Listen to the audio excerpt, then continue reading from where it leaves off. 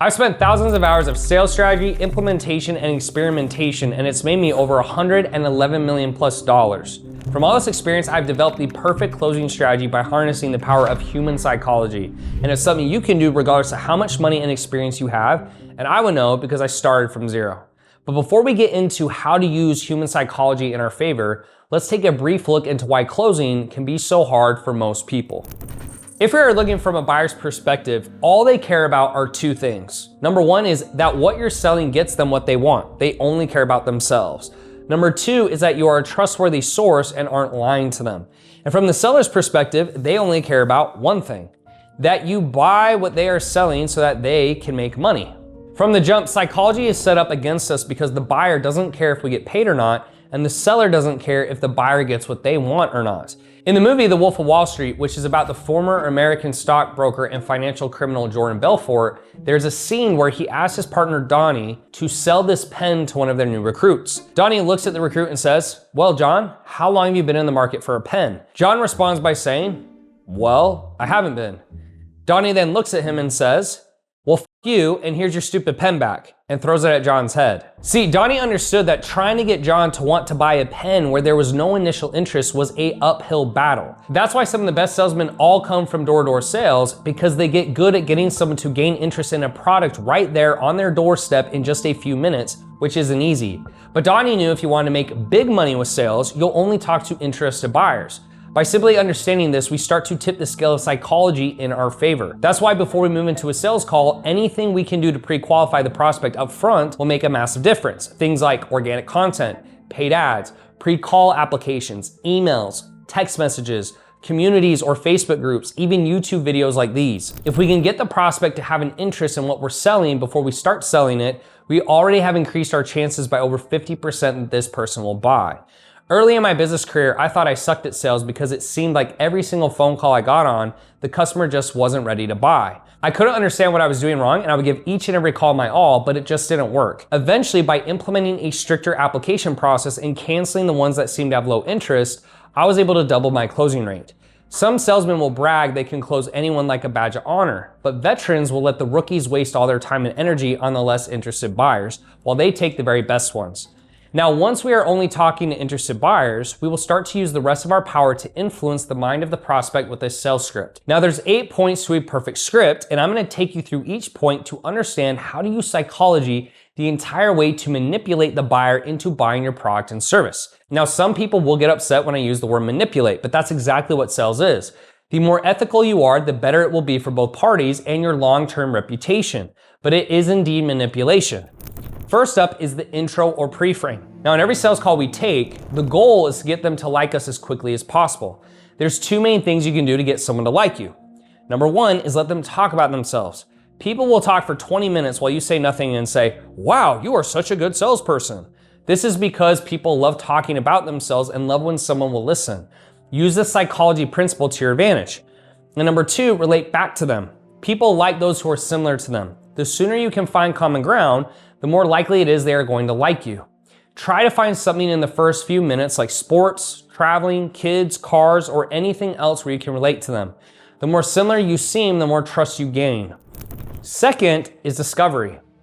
Most people get it wrong here and just read from a list of preset questions. That is a waste of time. The goal of discovery is to ask preloaded questions that get the prospect to commit to buying without them knowing it. Essentially, we want to make it their idea without them even knowing what we are doing. For example, two of my most favorite questions I like to ask in discovery are, why now? Why today? Why not in a year? Are you ready to move forward today if it's a fit? What would make this certain for you?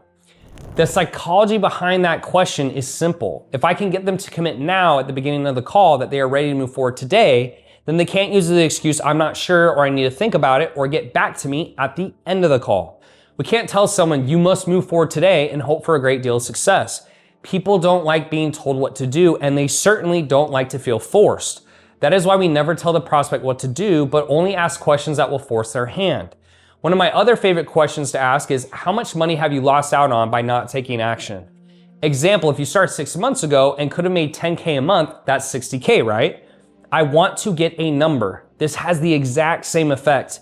If they get to the end and they won't move forward, but admitted earlier in the call that they've lost a ton of money by not taking action, I can use that as leverage to make them feel bad for not moving forward. And sure, we can ask other questions like, what's your goal? What are you struggling with? What have you tried? Have you ever worked with a coach before, etc. But the goal is we want to ask questions that will force them to take action. People will do just about anything to not look like they're lying. And so if we can get them to commit to taking action early in the call, they won't want to look like liars at the end of it. Next up is the summary. People love to be heard and understood. So in the summary, we want to say back to them everything they committed to and summarize the entirety of the situation. This does a few things. It makes sure that you reaffirm their commitments to the promises they made earlier. Remember, nobody wants to be seen as a liar. It shows you listened to them and understood, and remember, people trust someone more when they feel understood.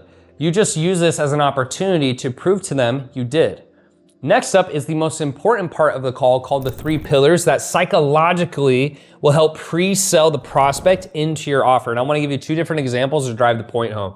So the first example is we'll do a business offer. The second example is we'll do a fitness offer. And the reason I do those is most people understand money, most people will understand fitness. Now, the first thing we have to do before we go through what we call the 3 pillars is understand what is it that the prospect wants. In business, it's very, very simple. They want to make as much money as possible with as little work as possible. In the perfect world, right? No one says, oh my gosh, I want to be a millionaire and work as hard as humanly possible. That usually comes with it. But in a perfect world, it's making more money with less work. And in fitness, it's very similar where they want to lose a lot of weight typically without putting in a lot of time or effort. So in fitness, we'll say lose weight is the goal. And they don't want to put in a lot of effort. So the easier it is, the better it is, right? That's why a lot of supplements right now, Ozempic, tirzepatide, all those things are super popular. Now, once we know this, then we have to think of 3 supporting reasons why someone would do this. So when we come to the business side, usually 2 of these reasons are going to be what we call USPs, unique selling propositions. And then the last one will be why they should pick you. So I'll just run you through something my company does that's been very effective for us. So the first pillar is what we would call offer creation. Now, when you make your point, you always need to do it in the format of what they do, they being the bad guys, everyone else, versus what we do. So I'll give you an example. So the first pillar is what we call offer creation. Now, most business owners come to us and they're told that they should do a low ticket offer, or they're trying to sell something for a low price, but they don't have a big following. They're not Kim Kardashian, and so they can't ever really gain traction. So what we do is we'll help bring you in, right? So that was they.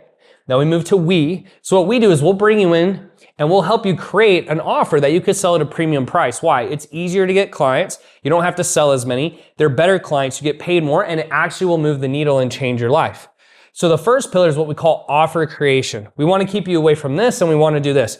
That is a simple explanation. It's showing people the bad side and showing them the good side. Why? Because most people don't know what the bad side looks like. So if I go into a store and I say, hey, I'm looking for the best perfume for my girlfriend, and I have 10 girls say, this is the best perfume, I'm more confused than when I walked in. But if I have a girl who says, look, these are the worst perfumes and here's why, and this is the best perfume and this is why, it builds more credibility and trust because she's showing me a comparison, which is where most sales individuals fail. So that would be pillar number 1. Now, if we go to fitness, is similar. So a pillar I could say that would support this fact, losing a bunch of weight without a lot of effort, is I could say how to eat whatever you want without sabotaging results. Now, for any of you fitness buffs out there, we usually can agree that it's calories in, calories out.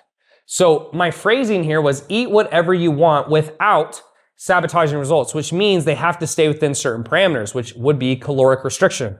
But notice I didn't say how to do caloric restriction or how to count your calories, because that would indicate they have to spend a lot of effort, which would lower their desire to buy. So psychologically, by saying eat whatever you want without sabotaging results, even though that is within your macros and your calories, this makes it more advantageous and more likely that they're going to want to buy because this sounds fun. This sounds a lot better than calorie counting or tracking your macros. And so this is the same thing where when we know what the objective is and what they want, then we can make these 3 pillars or these 3 reasons why we're going to be the best option.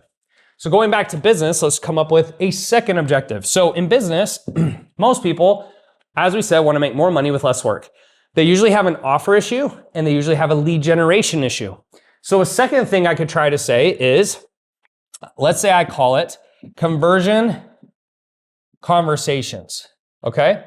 Now, so for those of you who are newer to business, follow me through on this. So again, we want to use the they versus we frame. So I could say, and this is exactly how you sound on a sales call. You can use this in your marketing, etc. I could say, look, what most people do is they're going to tell you to do a webinar. Now, webinars can work, but the issue is most people, they're not going to buy on the call or they're not going to book a call. You only get 30% of those individuals who open their emails. So pretty much if they don't buy or book a call on the webinar, you lose them. What we do is something we call conversion conversations, which is a unique follow-up system of text, emails, voicemails, DMs, you name it. We do it that increases application rates by over 57%. So what I'm saying is, look, you want more leads to make more money. This mechanism, this USP, the unique selling proposition, is why if you work with us, you will get more leads than if you work with someone else. It doesn't matter what the reason is. It just has to be a good reason that they can buy. Going back to the fitness offer, another thing we want to talk about is you can train however you want without sabotaging results, okay? Sorry for my handwriting, guys. I usually type on computers now. So the reason for that is, again, if you're a fitness buff, you know that 90% of results is nutrition, 10% is training.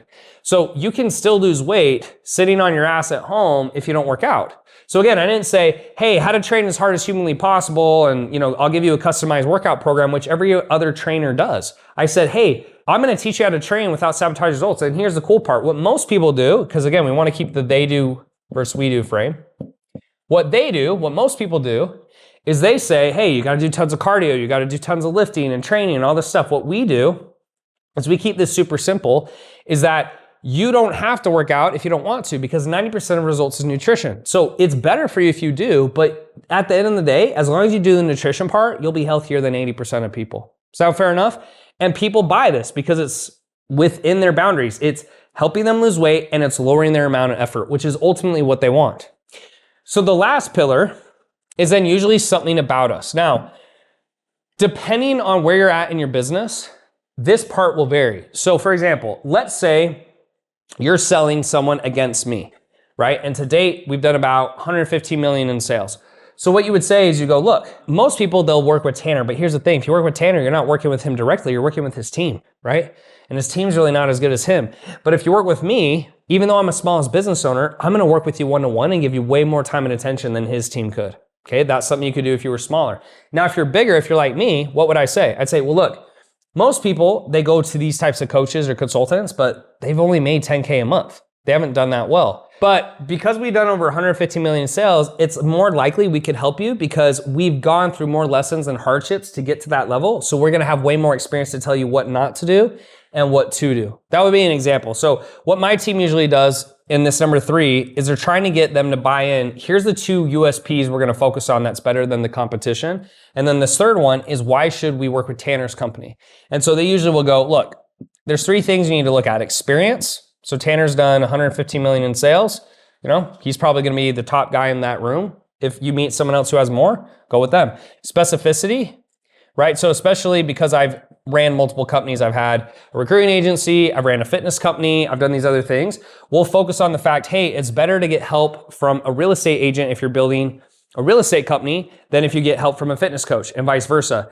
The specificities in there. I'll usually use a Michael Jordan and Tiger Woods analogy where I'll say, you don't want Michael Jordan teaching you golf, you don't want Tiger Woods teaching you basketball, right? Because they don't have specific experience there. And then the last one is level of attention, right? So my team usually say, hey, it's better to work with Bill Gates' team for 4 hours than to work with Tanner for 5 minutes, right? Because we would usually get objections where people would say, oh, but this guy says he'll work with me one-to-one, but it's like, yeah, but even if he does work with you one-to-one, he's either not gonna be as good, or B, he's not gonna work with you that long. So it's not really that helpful. So this is an example of what I call the 3 pillars that helps you drive home the point psychologically to get the customer to buy. And all you have to do is think, what in a perfect world does that customer want? And then you think of 3 points around your service and delivery that will support what they actually want, okay? Coming back to the fitness one, the way I would sell this is I would go, look, so now that you know you need to train and eat the way you want, now you have to decide who to hire. So you have three options. You get an in-person PT, you can get an online program like Beachbody, so we'll just call it BB, or you could hire me. And this is exactly how I would sound. Again, because I'm trying to just make sure you guys understand these points. So if you get a PT, that's fine, but the issue is that PTs are focusing on the 10% results working out and not the 90%, which is nutrition. So why would you want to pay an in-person PT that's focused on the 10% results? And if you fire him, he doesn't get a paycheck, so he doesn't really want to teach you how to do it on your own. Why would you do that? That doesn't make any sense, because at the end of the day, you want to work with someone whose interest is aligned with yours. Number two is you could get an online program like Beachbody. Now, Beachbody is great. It's cheap. I love cheap stuff. But the issue is they give everyone the same program. So if a 300-pound man has the same program as a 200-pound woman, that doesn't really make sense, right? They also set it up to where you'll get results really fast, so they get great transformation pictures, but then you can't stick with it because it's too rigorous, right? Super high cardio, very low amount of calories. Now, with me, the benefit here is that if you work with me one-to-one, not only am I going to teach you how to eat the way you want without sabotage results, not only am I going to train the way you want without sabotage results, but when you're done, I'm going to teach you everything you need to know so you never have to hire another trainer again. So would you rather pay a one-time high price fee, or would you rather pay $50 a month for the rest of your life? And they're like, oh, high price fee. And so by this point in the call, I've actually pre-sold them on my idea that this is exactly what they need. And it doesn't matter what offer this is or what company I build, I always have this part in the process so that when we get down to the closing, they always are ready to buy. Next, we go into a brief overview. Now, you've probably heard the phrase, people don't buy features and benefits, which is true, but confused people don't buy at all. The goal here is to make a simple explanation, everything they are going to get, so it feels tangible to them. Don't expect to say absolutely nothing and still get a positive outcome. Before people part with their hard-earned money, they need to feel at ease. They can't feel at ease if they are confused what they are getting. So lay out a basic format for them. So, Mr. John, you're going to get one-to-one support, curriculum, templates and done-for-you materials, group calls, and a private account manager. This ensures they can't use confusion as the reason not to buy. Hopefully, you're seeing we want to do everything in our power to make sure we have left zero room for a no. Everything we're doing from the top down to the bottom is to use psychology in our favor. And another way we can use psychology in our favor is by creating certainty. We want to frame this in a way where we will actually get an honest answer. So now that you've heard everything, why do you feel this would be a good fit for you? One of two things will happen. Either they will pause or hesitate, at which point we know they are not sold and should not move the call forward anymore until we can raise their level of certainty higher. Or number two, they will be very sure and you'll be able to tell in their tonality. Psychologically, they must be as close to 100% certain before we drop the price to buy, or they will not buy. If you've done everything right before this step, they should be ready to go. Then we close by dropping the price. The best way to do this to get buy-in is by confidently saying the price and then shutting up. People like confident people. Don't drag this part out by saying 3 to 4 paragraphs before telling them the price.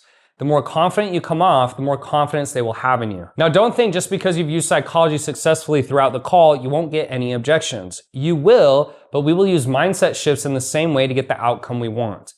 Let's go over to the whiteboard to walk through the only 4 objections you should ever get if you've done it right. So the most common is price. If I go into a sale, I'm gonna walk you through this, and I go, Tanner, the price is $10,000 for 4 months. That's the close. Prospect, let's say his name's John, goes, oh, you know what, Tanner, that's too much. That's the objection. I say, John, no problem, I totally get it. I agree with him. And now I start to isolate. So I go, John, let me ask you this. Is there anything else besides the price that would stop you from moving forward today? He's like, no, it's just the price. Like, cool. So if we were able to figure out the price, then you would buy. And keep in mind, I want to give you logical frameworks. I don't like emotional selling because emotional selling is too complex for someone to learn, right? I want to make this super straight and narrow so that it's easy to follow. Emotional selling is all over the place. And to be frank, unless you're a super high level sales rep, I don't even think you're qualified to do it. So we want to isolate that. And he goes, yeah, it's just the price. So that is called a tie down. We got him to commit that, yeah, it's just this thing. In sales, we don't want people moving all over the place. We want to get it down to one thing so we can beat it. If they have multiple objections, you cannot win until you've beaten all of them. So we want to narrow it down. So he says yes. And then I go, cool. Just to confirm, if we figure out the price, you're down to move forward today. Yes. So that's a double tie down. This is key. If you don't get those tie downs, then that later they can go back and try to back out. You get these tie downs as you go so they can't go back later and go against what they said prior. That's super important in sales. That's why we're asking these questions. So now I go, cool. Well, John, so I can best help you. What's your cash on hand situation look like? So checking, savings, credit cards, what do you have now that you can use? Not in your Roth IRA, not this, not that. Like, what do you have that you can actually use?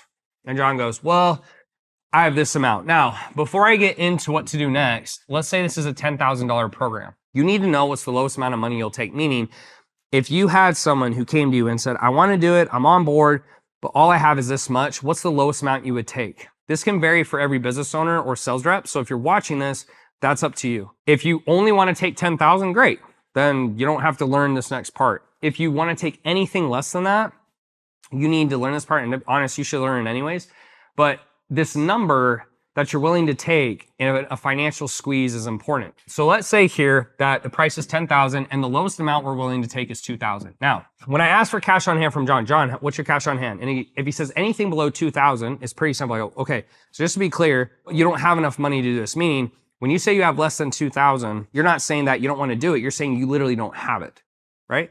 It gets pretty easy from there because like, yeah, I literally don't have it. And you go, cool, like, is there any other way we can work this out? Do you have friends, family, et cetera? No, you wrap the call up. It's that simple. Like, people will say that if someone wants it bad enough, they'll buy it. But end of the day, guys, like, you're not selling a Lamborghini. I know people use that example or a Ferrari, but yeah, you're not fucking selling that, are you? This is just a real life product. They need it possibly. They're not either seeing the value to go out and get a loan or cash or whatever, or they just simply don't have it. Now, if someone genuinely has it and they won't do it, that's different. That's just a belief issue and you need to work on it. But let's say they genuinely don't have at least $2,000. Then you wrap up the call. Done. Now, if they say anything above that, so he goes, oh, I got 4,000, I got 3,000, I got 5, it doesn't matter. Anything above the minimum number you're willing to take. It's very simple. You go, cool. Let's say John says 3,000. John, so you got $3,000. Yes. Okay. So just to be clear, you have 3,000. Is that what you can spend per month or total? Total. Okay, cool. So here's what I'm thinking, John. And this is how we get another tie down. I go, look, typically the price of the program is $10,000. Now, with that being said, that's not realistic for you because you don't have it. You only have 3,000. Now, I'm willing to work something out for you, but before I do, I just want to make sure you can move forward today, right? Because I want this to be fair. I don't want to figure something out for you and then you tell me you can't move forward. So before I figure something out for you financially, I just want to make sure you can move forward today. Why is that so impactful? Because you're getting them to commit that they want to move forward as long as you figure something out. I've seen a million times people get to here and they go, John, what's your cash on hand? This much. They figure out a deal and he goes, yeah, I still need to think about it. Because you didn't get the commitment that he's going to move forward once you figure it out. That's so important. In this case, John goes, yeah, like, okay, cool.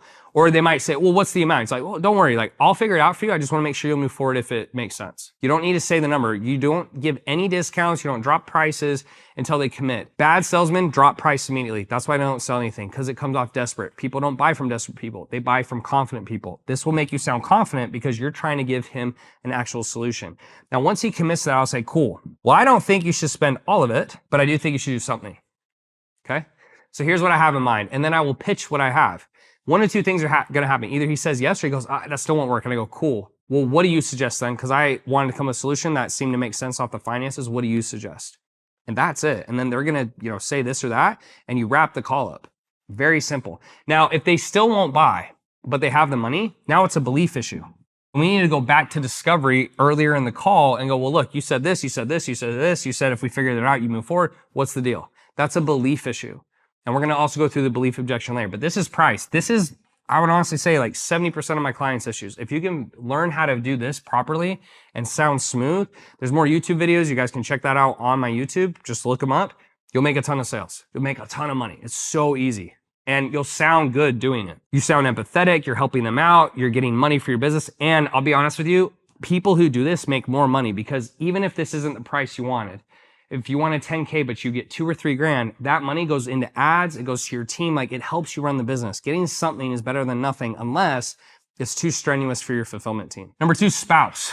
So with spouse, kind of the same thing. We have A, B, C, D. So if I say, all right, Thanasi, 10 grand. And he goes, you know what, Tanner? I just got to talk to my wife. Right? Hate that one. Or my business partner. I go, cool. What are you going to do if she says no? And he usually will go, well, I probably won't do it, right? 20% of the time they'll say that. I go, great, let's just sign up. That happens very rare, right? I'll be honest, that doesn't always happen, but it does sometimes. You'd be shocked. Usually what they'll say is I go, well, what are you going to do if they say no? And Thanasi will go, well, I probably wouldn't do it. So I go, got it. What would their biggest objection be? I'd say 80% of the time, that's what happens. I go, Thanasi, it's 10K. Hey, I can't do it. Okay, why? Well, my spouse. I gotta talk to my spouse. Got it. What are you gonna do if they say no? Well, I wanna do it. Okay, what would their biggest objection be? That happens 80% of the time. And then what they usually say is this, well, it would be price. It's like, oh. So you just move right back over here to price. And you go, oh, got it. So it's not that you need to talk to your wife. You just already know her so well that you know it's gonna be price. So if you figure price out, you can move forward today, right? Yeah. And then you just walk through the price objection. That's 80% of the time. I'd say this is 80%, this is like 20%. Now, if you figure that out, and they're like, yeah, I still gotta talk to her. Then you go to C, which is called past agreements. And past agreements just means you go, well, look, Thanasi, does your wife know you're here? Yes. Does she know that you want to do this? Yes. Does she want you to be happy? Does she support you? Yes. And if the roles were reversed, will you support her? Yes. Then why would she be against you doing something that she knows she wants you to do and makes you happy and is gonna be good for you? If they still won't do it, you moved into what's called a delayed payment. Now, this is how I specifically do the spouse objection. This can change slightly depending on what the objection is, but I love this one. So I go, you still gotta talk to your wife, right? And I've done it 3 times. 3 is the magic number. If you push 3 times and they won't do it, wrap the call up, you're gonna break rapport. So even if it's a low chance it's gonna close at this point, you have 0% chance if you keep pushing because you're gonna break any rapport you have left. So I go, look, Thanasi, let me ask you this. Are you 51% sure that you want to do it or 51% no? So I know you got to talk to your wife, etc. You got to sleep on it, but I just want to make sure, like, are you 51% yes or 51% no? 90-something% of the time they go, oh, I'm 51% yes. I'm like, perfect. So let me ask you this. What I typically do in this situation, as long as you're 51% sure, is I take a deposit, a refundable deposit. And then if you go back and you talk to your wife, right, and she says you can't do it, she says this, she says that, sometimes I'll make it funny. Right? I'm like, oh, she says, you know, she doesn't want you to be richer, smarter, etc. Then I'll just refund you and call it a day. Does that sound fair enough? And then what will happen is either they'll do it or they'll say, I don't want to do that. And they go, okay, well, end of the day, you can do whatever you want, but I just want to be sure. Push, pull, right? So end of the day, you can do whatever you want, which is I pull back, but then I push and go, but I guess I don't really think this makes sense because you say you need to talk to your wife. I get that. But you say you're over 51% sure. And what I like to do in my process is just get a deposit. So I'm not chasing people around. It shows me you're a little committed. And it's fully refundable. And again, you're not signing an agreement or anything. So let's say I'm the world's worst person on earth. You can just charge back, get your money back, right? So I'm cool to let you do what you want, but I just want to let you know this is my process. And I feel like if you can't follow that, then we probably just aren't a fit and let's just call it a day. What do you say? That is a more aggressive way to try to get some commitment. Because remember, when they're saying this, it's usually not that they need to talk to their spouse. They're just not going to sign up. Those are the 2 most common. I'd say this is like 70% of the time. This is 20%, and then these last 2 are, 5 or 10% each. So that's spouse. The next one is time. Time's pretty easy. So this is like, I need to think about it. I need time. I'm not ready. So there's a million ways to handle this. The way I like to handle it, again, because I'm a very logical seller, so I only like to give you one way to sell, is this. I just go, look, do you know what deciding means? They go, no. I'm like, all right, cool. In Latin, what it means is to cut off. So we cut off the future of your past or the future of your dreams, right? Because inaction or not making a decision is still a decision. So let's see if we can walk through how you can make a decision. Are you cool with that? Yeah, cool, great. So there's really 3 things we need to think about. So guys, so number 1 is, do you trust us, right? Do you believe what we're saying? Yeah, okay, cool. Number 2 is, do you think you're getting closer to your goal or farther away working with us?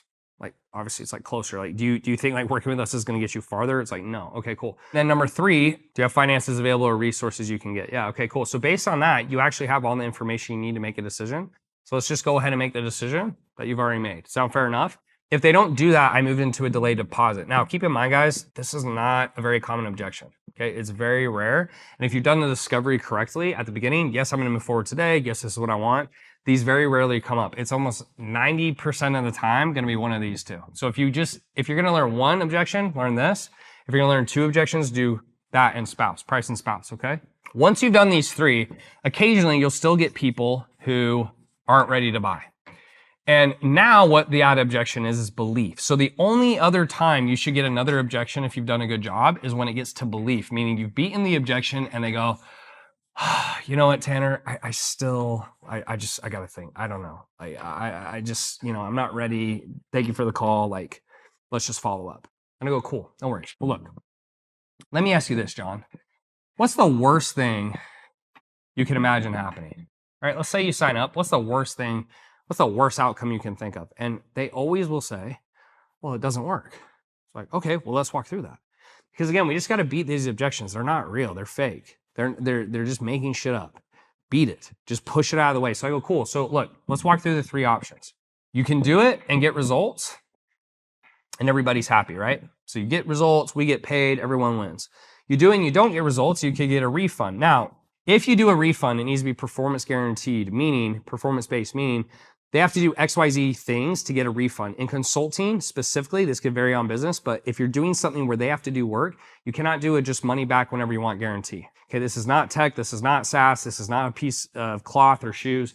They have to do work, so I make it performance-based. So for example, in my consulting company, if we did do that, it would be, you have to do X amount of calls, X amount of messages, X amount of ads. Like you gotta do stuff like that to get the refund. You don't just get a refund for no reason, okay? So that would be number 2. If you don't have a refund, just cut this out. Let's do it real quick. Let's pretend this isn't here. So I go, number 1, what's the worst thing that can happen? Number 1, you do it and get results, everyone's happy. Or number 2, you do nothing and stay stuck. There's only one decision that keeps you stuck. So let's make the other decision that's gonna move you forward, okay? If I have this, I go, number 1, you can do it and get results, you're great. Number 2, you get a refund. Or number 3, you do nothing. So out of all those decisions, the only one that's gonna hurt you is doing nothing, because you'll either get a full refund or you're gonna get results. So let's go ahead and make the decision that you know you need to make anyway. Sound fair enough? If they don't do that, then again, you move into delayed payment. That right there, everyone, is what I've learned from knocking on 27,000 doors, doing $100 million in sales, building multiple sales team, having 50,000 clients, doing over $1 billion in revenue for our clients. If you can just follow what's in this video, I'm telling you that's 99% of sales training. And that's how you can close more clients with psychology. If you want to see how to sell something to anyone at any time, click here.